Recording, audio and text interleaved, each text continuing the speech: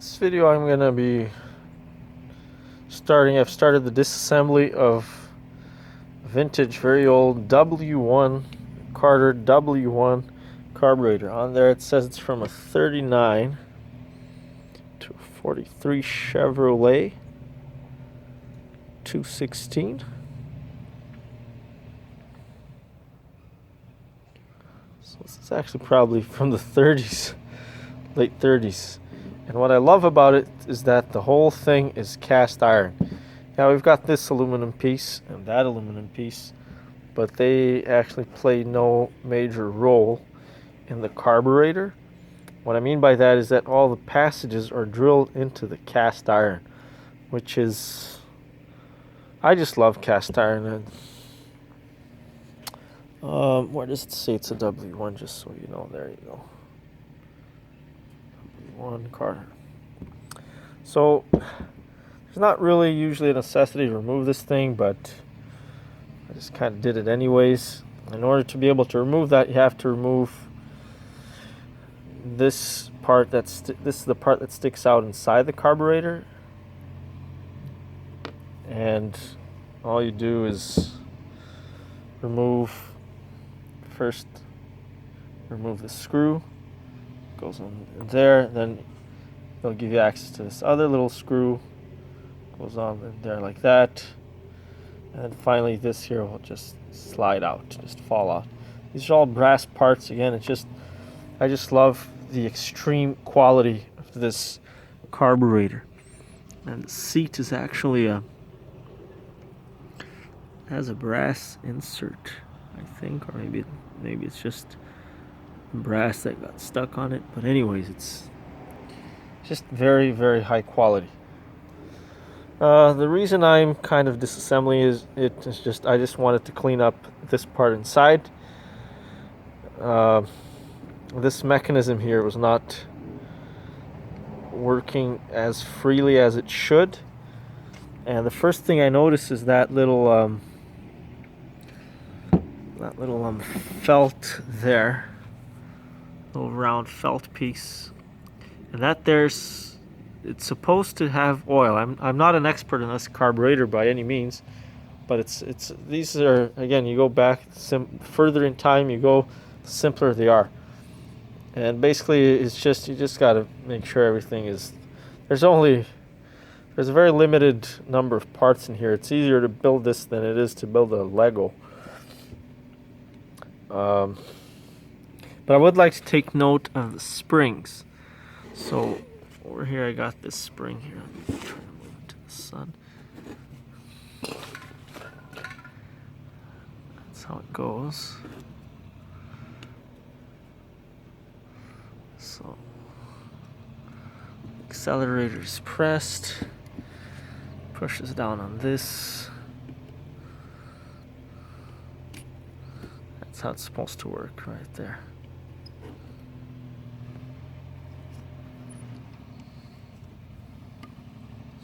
Now there's another tiny little spring, and one end of it is just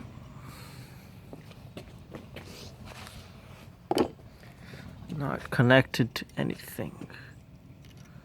Try to turn it around there.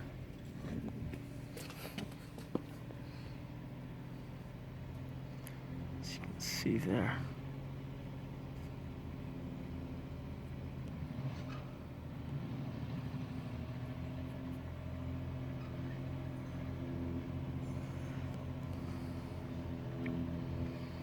So, but I think that the only purpose of that spring is to hold this shaft here. And I think this is called metering rod. Not certain, but I don't think this spring has any other purpose unless something is missing, but I don't see a spot for anything else here.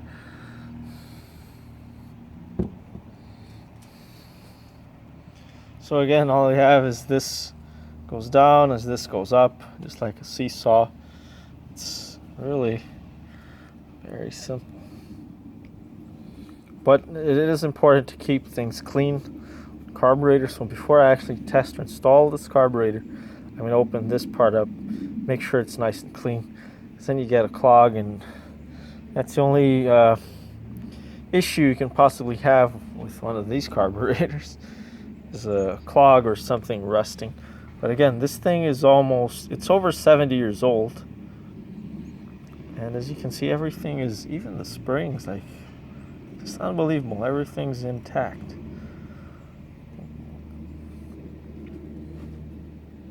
And then, of course, you just make sure everything's moving nice and freely. You just hear again a brass shaft, which doesn't rust. The one here on the top as well. I'm a bit upset with those little screws there because they're steel, so I'm not going to try to remove them. It might be seized in there. The shaft itself, again, brass. But if I break off one of those screws inside, then it'll be a pain, and there's not really any reason to remove this because it's moving nice and freely. So let's not create any undue problems. Again, another brass piece.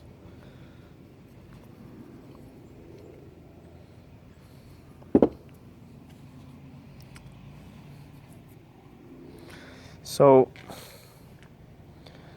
yeah, I mean, if I were to be very thorough, I'd probably to remove these things and blow air inside of them, but just a general cleaning should be fine, especially the fuel bowl. You always have dirt and crap inside the fuel bowl, because you get maybe spiders. I disassembled and installed. It's cleaned up, same as what I'm doing today. A W-1 carburetor.